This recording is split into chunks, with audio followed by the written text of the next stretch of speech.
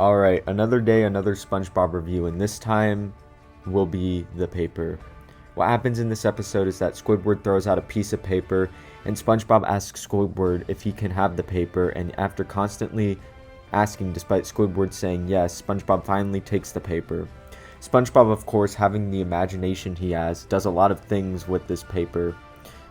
From pretending to be a savage beast to making music with the sheet of paper he has, Squidward starts to get jealous about how much fun SpongeBob is having with this piece of paper.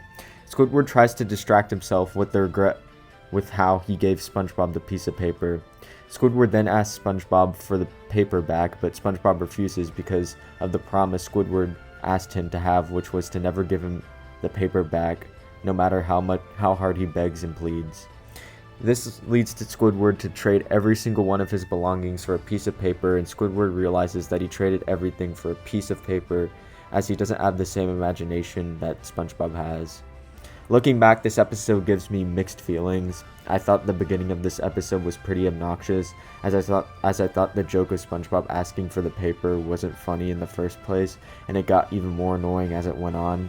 It's when SpongeBob actually starts to play with the paper is when the episode starts to get better. I think that the amount of creative things that SpongeBob was able to do with the paper was a perfect representation of his character, as it shows a topic that is commonly seen in the beginning of SpongeBob, which is his imagination.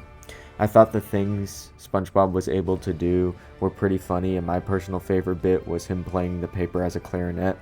I think the ending is what tops off the episode really nicely, though, as Squidward realizing it's not the actual paper that is fun, but rather what you can do with the paper with the power of the imagination, in which Squidward doesn't have. So I thought that part was pretty clever. Overall, I think this episode started off horribly, but slowly started to get better as it continued throughout, so I'm going to give it a 6 out of 10, putting it above Squidward the Unfriendly Ghost, but below Fun.